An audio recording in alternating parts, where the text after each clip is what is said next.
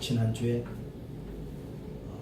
목사님들 한 80여 분과 더불어서 양화진 좀 다녀왔어요. 잘 단장해놨고 요즘도 시설도 잘 해놓고 방문객들을 위한 모든 준비가 잘 되어 있더라고요. 기독교 100주년 사업본부에서 모든 것들을 주관해서 이제는 또 이렇게 가이드까지 해서 한 15명씩 끊어서 그렇게 인도하면서 자세하게 설명을 해주는 그런 이제 성지로 참 잘 가꿔져 있더라고요. 저 외국에 물론 성지 순례도 중요하겠지만 우리도 한번 날 잡아서 양화진 아주 가까우니까 한번 좀 갔다 와야 되겠다 하는 생각이 들었습니다. 그곳에 외국 선교사 145명. 저거 숫자가 이렇게 많을 줄 몰랐어요. 물론 이 숫자는 가족이 함께한 숫자예요. 선교사 145명에 안장되어져 있는 그러한 성지라고 말씀드릴 수 있는 곳입니다. 맨 처음에 그 양화진이라는 데가 조성되어지기까지 우여곡절이 많았더라고요. 구한말 1800 말에 많은 선교사들이 이제 이렇게 들어오지 않습니까? 그 당시에 이 조선 땅이라고 하는 것은 참 후진국이었죠. 낙후된 나라였죠. 양반 상놈의 계급이 있고 또 파벌이 있어가지고 그리고 또 일제의 침략으로 인해서 얼마나 소용돌이가 심했던 시대입니까? 이때 외국 선교사들이 이 한국 땅을 찾아서 와가지고 복음을 제대로 전하지도 못했어요. 조정에서 절대로 그 종교에 관한 행동을 못하게 하니까 선교사들이 들어와서 지금 말레이시아에 나가 있는 우리 유재현 선교사님처럼 거기는 기독교 복음을 전하지 못하니까 교육에 의료 이런 쪽으로 지금 계속 사람들과 접촉하면서 그 안에서 그리스도의 향기를 이렇게 풍겨내는 거잖아요. 우리나라 100여 년 전만 해도 우리나라도 똑같았습니다. 조정에서 절대로 예수를 전하지 못하게 하니까 선교사들이 들어와서 학교를 세우고 병원을 세워서 거기서부터 이제 알게 모르게 이렇게 복음을 전하는 그런 일들을 했습니다. 딱 들어가니까는 입구에 글귀가 하나 있더라고요. 이런 글귀가 있어요. 하나님이 조선을 이처럼 사랑하사 이렇게 해놨어요. 요한복음 3장 16절 하나님이 세상을 이처럼 사랑하사를 하나님이 조선을 이처럼 사랑하사 이렇게 적어놨는데 그 글귀가 막 이렇게 마음에 닿더라고요. 그러면서 가이드들의 설명을 쭉 듣는데 헤론이라고 하는 선교사 의사죠. 미국의 테네시주 의과대학 수석 졸업자예요. 그러니까는 그 학교에서 교수로 남아 있으라고 했음에도 불구하고 이 사람이 한국으로 들어온 거예요. 이 미지의 땅에 들어온 거예요. 물론 언더우드와 엘렌이 먼저 들어와서 제중원이라고 하는 작은 병원을 먼저 설립을 해봤죠. 미국에서 얼마든지 잘 존경받으면서 자기의 의술 활동을 얼마든지 할 수 있는 그런 모든 상황을 다 접어두고 이 미지의 땅, 어둠의 땅으로 헤론이라고 하는 사람이 들어왔습니다. 그래서 제중원에서 언더우드와 함께 일을 하는데 젊다 보니까는 좀 성격이 좀 깔딱스러웠던 모양이에요. 언더우드 선교사하고 이렇게 자꾸 부딪히고 좀 그랬다고 그래요. 그러다가 그 당시에 우리 전염병이 많았잖아요. 천연두로부터 시작해서 여러 가지 병들이 많이 있어가지고 한 번에 수십 명, 수백 명 막 죽어나가는 그런 마을들이 막 생겼었죠. 이 선교사도 이질에 걸렸어요. 이질에 걸려가지고 100개월을 고생하다가 결국 이 땅에서 순교를 했습니다. 그런데 이 시체를 놓고 이걸 어떻게 하느냐. 근데 죽기 전에 이 땅에 묻히고 싶다. 그래서 조정에다가 몇 자리를 좀 내달라 그랬더니 그 당시엔 조정하고 사이가 안 좋았던 모양이에요. 강남 쪽에다가 뭐 하라 그랬는데 도저히 강남 쪽에는 몇 자리가 될 만한 자리가 아니더래요. 조정에서 지정해 준 땅이. 그러니까 아마 버텼나 봐요. 제중원에서. 그리고 미국 대사관 안에다가 묻겠다. 아마 이러고 버텼던 것 같아요. 그런데 사대문 안에다가 묘자리를 쓴다는 게 그 당시에는 어림도 없는 이야기죠. 조정에서 난리가 났죠. 그렇게 해서 결국 타협한 게 그 당시 절두산 옆쪽으로 땅을 조정에서 내줬다고 그래요. 그래서 거기다가 이제 안장을 하고 그 이후부터 돌아가시는 선교사님들을 다 양화진 그쪽에다가 다 안장을 했는데 가족들하고 포함해서 145분. 숫자가 상당히 많더라고요. 다 그분들이 한국에 묻히겠다라고 다 유언하신 분들이에요. 고국으로 돌아가신 분들도 있어요. 그런데 2대, 3대에 걸쳐서 또 한국에 들어와서 아버지가 한국에 돌아가셨는데 또 2세가 들어와가지고 한국에서 복음을 전하다가 또 한국에서 순교하고 돌아가시고 해서 그것에 묻혔는데 어린아이 묘가 많더라고요. 한 50기 정도가 있어요. 나이를 보니까는 다 1살, 2살 미만이에요. 그러니까 태어나자마자 풍토병에 걸려서 죽은 거예요. 뭐 그러니까 그날 태어나서 그날 죽은 묘비도 있어요. 날짜가 그래요. 이게 선교사들이 한국에 와서 자식들이 이렇게 풍토병에서 태어나자마자 얼마 살지도 못하고 죽는데도 그들은 한국을 떠나지 않았어요. 이거 어떻게 이런 일이 있을 수 있었을까? 그 답이 바로 어디에 있었느냐? 하나님이 조선을 이처럼 사랑하사. 크게 보면 하나님이 세상을 이처럼 사랑하사. 하나님이 조선을 이처럼 사랑하사.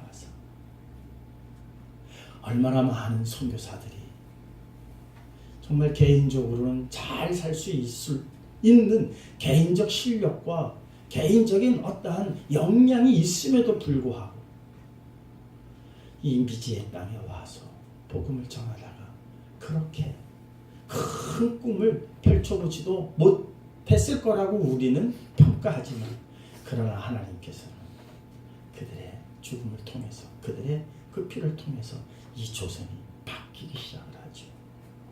대한민국이 바뀌기 시작을 했습니다.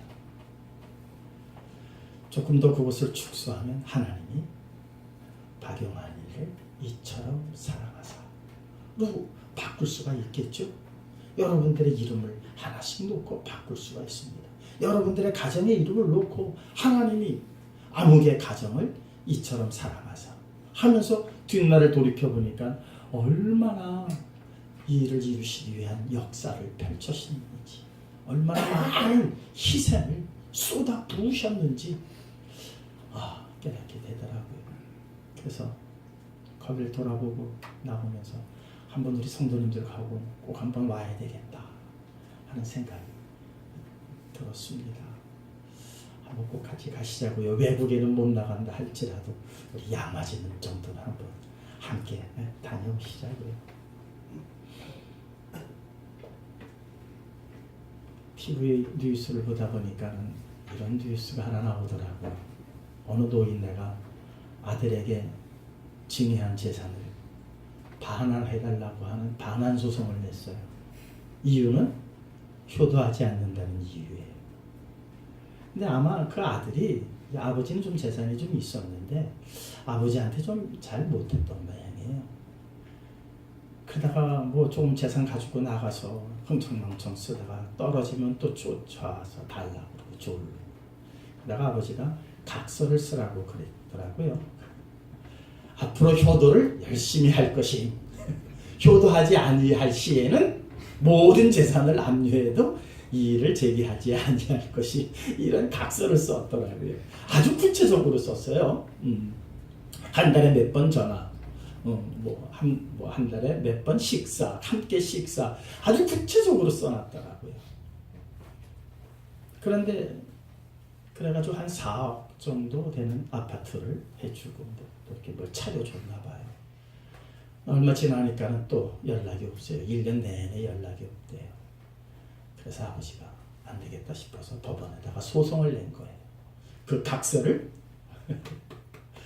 원인으로 해가지고 우리 아들이 이 각서대로 약속을 지키지 않으니 반환 소송을 냅니다. 그래서 반환 소송을 냈어요. 어떻게 됐는지는 모르겠는데 참 이거 웃어야 할 일인지 울어야 할 일인지 모르겠더라고요. 효도라고 하는 것도 사랑의 다른 말이겠죠. 네. 효도라고 해서 사랑하고 별개의 말이 아니잖아요. 사랑의 또 다른 표현이 효도이죠. 그런데 그것이 강제한다고 해서 되는 걸까? 한 달에 한 번 아버지하고 식사하는 것이 효도일까? 일주일에 3번씩 아버지에게 문안 전화 드리는 게 효도일까? 어쨌든 그것조차 안 하니까 그것을 강제했더라고요. 강제했는데 그것을 지키지 않았다고 소송을 낸 사건 보면서 야, 이게 도대체 효도란 게 뭔가? 사랑이라는 게 뭔가? 사랑이 권리인가? 사랑이 의무일까? 라는 생각을 한번 해봤어요. 성도 여러분, 사랑이 권리입니까? 의무입니까? 이게 도대체 분간이 안 가더라고요. 받는 사람들 입장에서는 권리겠죠. 어린아이, 부모에게 사랑을 받는 것은 당연한 권리죠. 부모가 자식을 사랑하는 것은 의무일 수가 있습니다. 그렇다고 해서 사랑을 이게 권리냐 의무냐 구별할 수는 없을 것 같아요. 왜냐하면 이것을 의무라고 한다면 의무는 그래도 좀 능동적으로 하는 거고 권리는 좀 수동적인 거잖아요. 사랑이라고 하는 것은 좀 능동적이어야지 수동적인 게 사랑이 될 수가 없잖아요. 의무가 사랑이 될 수가 없는 것처럼 뭔가가 이게 앞뒤가 안 맞고 충돌이 일어났더라고요. 이 사랑이라고 하는 데다가 다른 것들을 붙여놓으니까는 이게 계속 충돌이 일어나더라고요. 사랑은 사랑으로서 순수해야 합니다. 그렇습니까? 안 그렇습니까? 사랑에 뭔가 끼어들면은 오염될 수뿐이 없어요. 하나님께서 우리에게 주시는 사랑은 순수한 사랑이에요. 오늘 본문에는 뭐라고 표현하고 있습니까?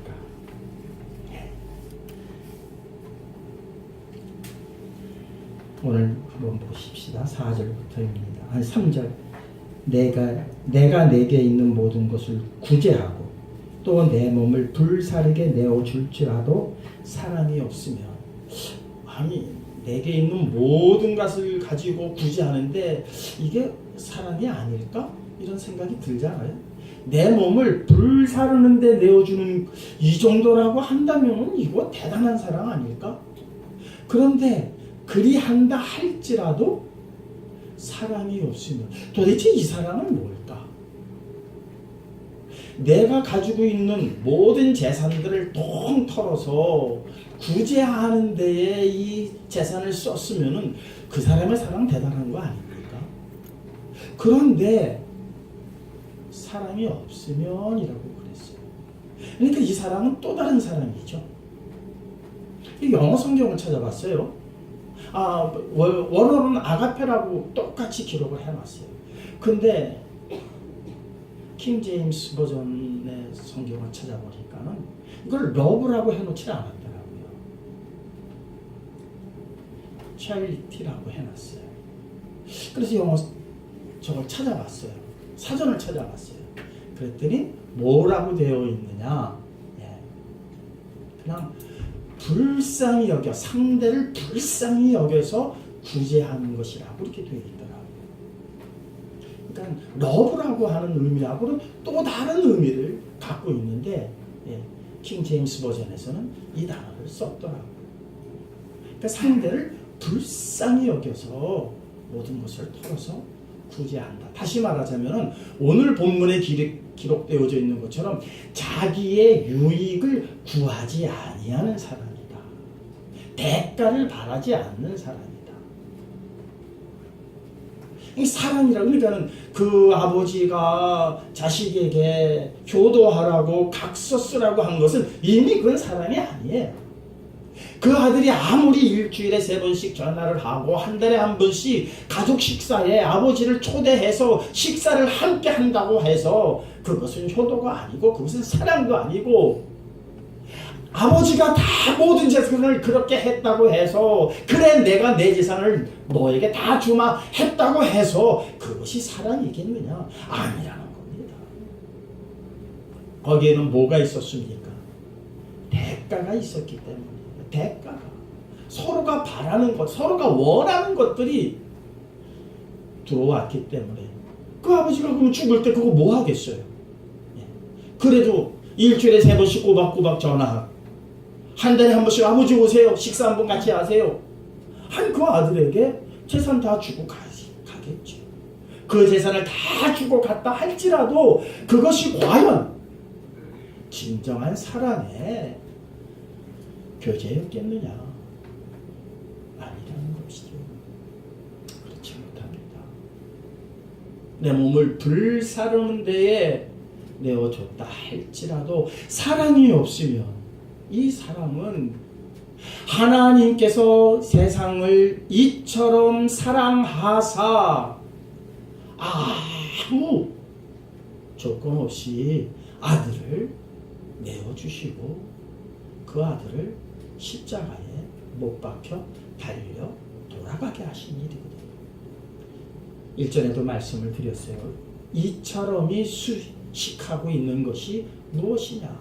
그 앞에 나와 있는 모세가 뱀을 장대의 단과 같이 이렇게 돼 있는 거예요. 그것을 수식하고 있는 말이에요. 당신의 아들을 십자가에 내어준 사건을 가지고 요한복음 3장 16절은 우리에게 일러주는 겁니다. 하나님이 세상을 이처럼 사랑하사, 하나님이 조선을 이처럼 사랑하사, 그 많은 선교사들이 이 땅에 와서 가족 전부가 죽은 이 사건도 있어요. 부부만 죽은 것이 아니라 자식들도 이 조선 땅에서 죽어서 양화진에 묻힌 묘역이 있더라. 그랬더니 또 이세가 들어와가지고 아버지가 하던 일들을 그렇다고 존경받고 우리나라에서 초대해서 초빙을 해서 당신 아버지가 이런 일을 했습니다. 우리가 무슨 훈장을 드리겠습니다. 그러니 그 못다한 일을 당신이 좀 해주시지 않겠습니까? 라고 초청을 해서 들어온 게 아니에요. 나라에서는 아무런 관심이 없습니다. 그의 업적에 대한 평가도 없습니다. 그냥 코 큰 사람 와서 하나 주고 나가는 것뿐입니다. 아무도 알아주지 않습니다. 대사관에서만 어떻게 해서든지 묻힐 땅 하나 겨우 얻어서 자기네들끼리 그냥 장례를 치른 사건입니다. 그 소식 조선 사람들은 아무도 모릅니다.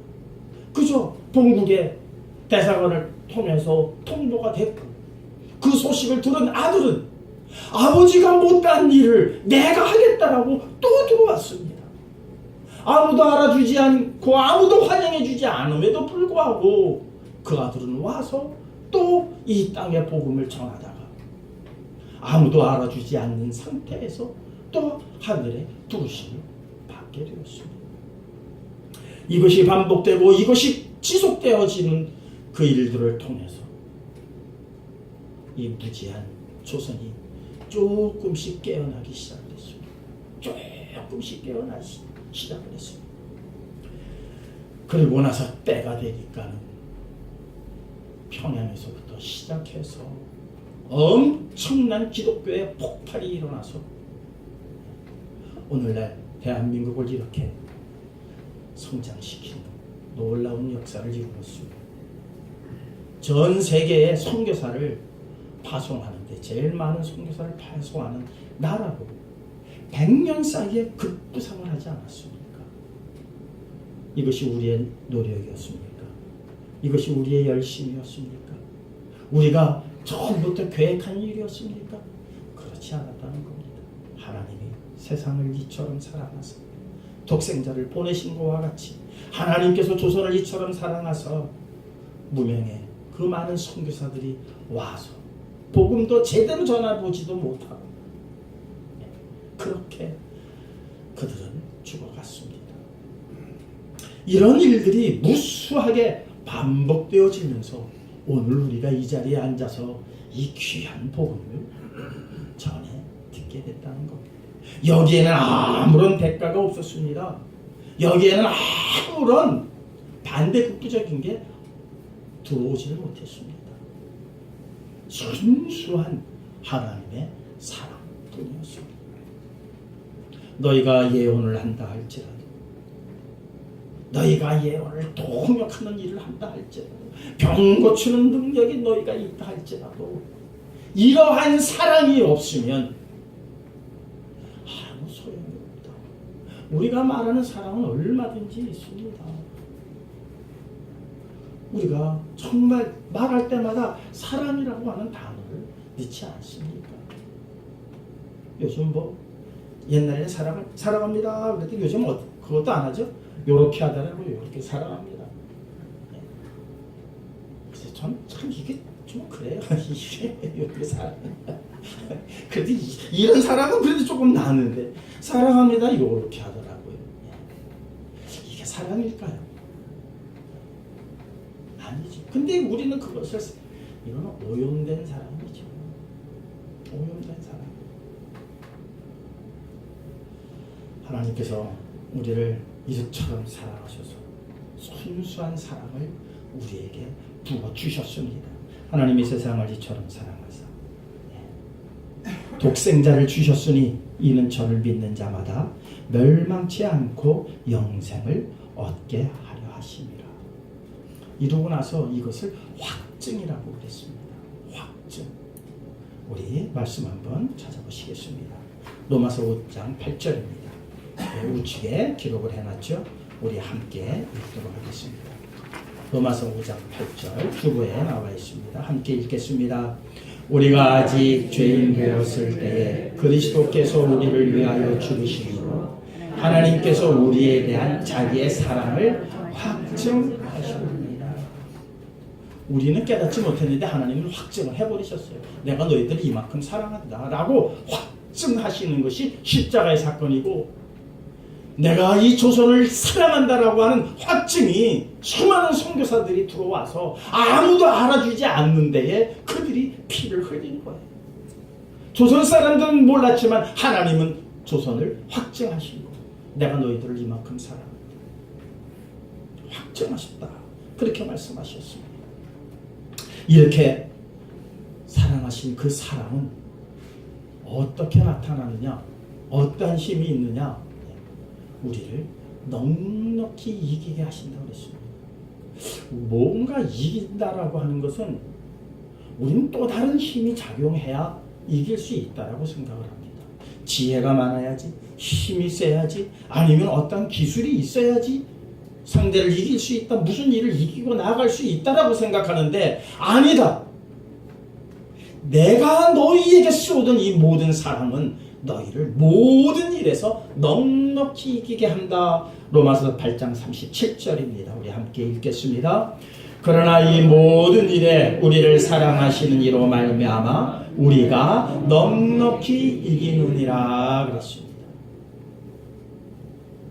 사랑하는 성도 여러분, 다른 걸로 이기려고 하지 마십시오. 여러분들 앞에 나타나는 모든 문제, 다른 거로 이기려고 하지 마십시오. 하나님께서 우리를 사랑하시는 그 사랑으로 하나님께서 이기게 하시겠다라고 하는 겁니다. 그런데 이 이기게 하시는 그 사랑은 절대로 끊어지지 않는다라고 그 다음 구절에 말씀하고 있습니다. 한번 38절 39절 읽겠습니다. 내가 확신하노니 사망이나 생명이나 천사들이나 권세자들이나 현재 일이나 장래 일이나 능력이나 높음이나 깊음이나 다른 어떤 피조물이라도 우리를 우리 주 그리스도 예수 안에 있는 하나님의 사랑에서 끊을 수 없느니라. 세상의 그 어떤 권세도 그 어떤 지식도 그것으로서 모든 것을 해결하는 걸로 알고 그렇게 나가지만 어림도없다. 하나님의 사랑만이 우리를 모든 일에서 이기게 하시는 에너지가 된다. 이 에너지는, 이 사랑은 그 어떤 것도 끊을 수가 없다. 외부적으로는 끊어내지를 못한다. 그런데 계시록 2장에는요. 그 옆에 계시록 2장 1절에는 이렇게 말씀하고 있습니다. 우리 함께 읽겠습니다. 에베소 교회의 사자에게 편지하여 오른손에는 7뼈를 붙잡고 7 금촛대를 사이를 거니시는 이가 이르시되 내가 내 행위와 수고와 내 인내를 알고 또 약한 자들을 용납하지 아니한 것과 자칭 사도라 하되 아닌 자들을 시험하여 그의 거짓된 것을 내가 드러낸 것과 또 내가 참고 내 이름을 위하여 게으른 자들 아니한 것을 아노라. 그러면서 말씀하시기를 그 다음 구절을 제가 여기서 빼놨는데요. 4절 우리 한번 계시록 2장 4절 말씀 찾아서 보시겠습니다.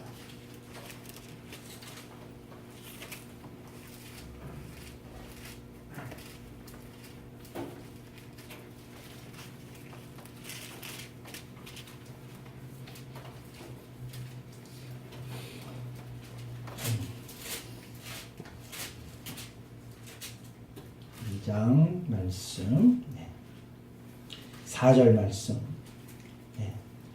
읽겠습니다. 그러나 너를 책망할 것이 있나니 너의 처음 사랑을 버렸느니라. 앞에 잘한 일들은 많이 있어요. 그런데 책망할 일이 하나 있다는 거예요. 처음 사랑을 버렸느니라. 이 사랑이 바로 그리스도를 통하여 우리에게 나타나신 그 사랑을 너희가 잊어버렸도다. 자, 로마서에는 끊어진다고 그랬어요? 안 끊어진다고 그랬어요? 안 끊어진다고 했어요. 어떻게 보면 충돌되는 말씀이죠. 근데 나는 뭐 했어요? 잊어버렸어요. 그러니까 외적인 것으로서 이것이 끊어지려고 합니다. 내가 시험을 당하고 내가 어려움을 겪고 뭐 누군가가 나를 공격함으로 인해서 하나님의 사랑을 강제로 끊어내는 게 아니라 어떤 일에서만 이것이 끊어지느냐? 내 안에서 내가 그것을 잊어버린다는 거예요. 그것조차도 하나님께서는 용납하지 않으시겠다는 거예요. 그것조차도 책망하심으로 기억나게 하시고 책망하심으로 그 사랑을 이어가시겠다는 겁니다. 충돌되어지는 말씀이 아닙니다. 사랑하는 성도 여러분, 하나님께서 이 조선을 사랑하셔서 수많은 선교사들이 그렇게 이름도 없이 아무런 성과도 내지 못하고 본국에다가 내가 몇 명을 전도했습니다. 교회를 세웠습니다. 선교보고 한 번도 제대로 해보지 못한 선교사들이 얼마나 많은지 모릅니다. 오자마자 며칠 되지 않아서 이질로 죽고 풍토병으로 죽고 그래도 야 미국의 선교본부에서 그 조선 안 되겠다.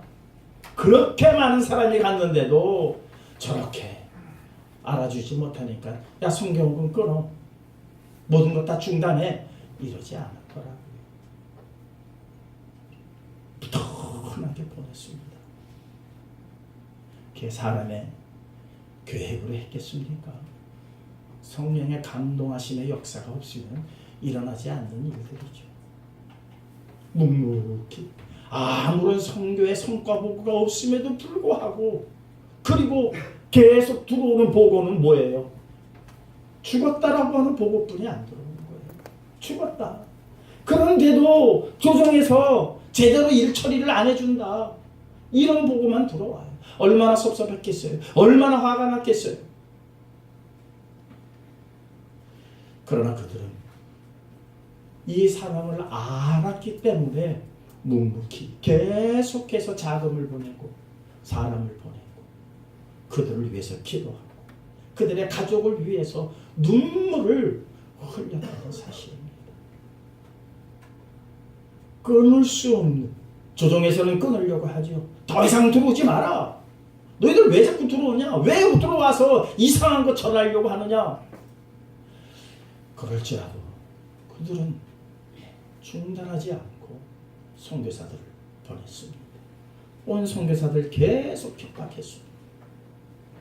그렇게 해서 이 땅에 묻힌 선교사들만 가족 포함해서 145명이 묻혀져 있습니다. 그리고 470여 개의 묘가 있더라고요. 거기에는 선교사가 아닌 뭐 기술자, 뭐 통역하는 사람, 뭐 이런 사람들의 숫자를 포함하니까 약 470여 명의 묘가 그곳에 있는 것을 확인을 했습니다.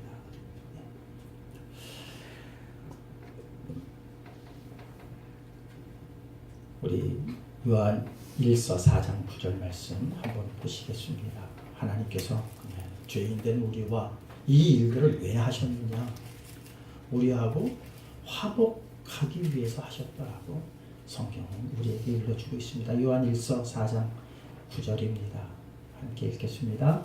하나님의 사랑이 우리에게 이렇게 나타난 바 되었으니 하나님이 자기의 독생자를 세상에 보내심은 그로 말미암아 우리를 살리려 하심이라. 10절입니다. 사랑은 여기 있으니 우리가 하나님을 사랑한 것이 아니요 하나님이 우리를 사랑하사 우리 죄를 속하기 위하여 화목제물로 그 아들을 보내셨습니다. 그 아들이 죽지 아니하면 우리와 하나님이 화목할 길이 없기 때문에 그 아들을 화목의 제물로 삼으셔서, 그러니까 하나님께서 원하시는 건 딱 하나예요. 너희들과 화목하고 싶다는 거예요. 그 화목하고 싶은 대가가 무엇이었느냐? 아들을 이 땅에 보내어서 십자가에 달려 돌아가게 하셨다는 겁니다. 왜? 죄값을, 하나님과 화목하기 위해서는 죄의 문제가 해결되어야 하기 때문입니다.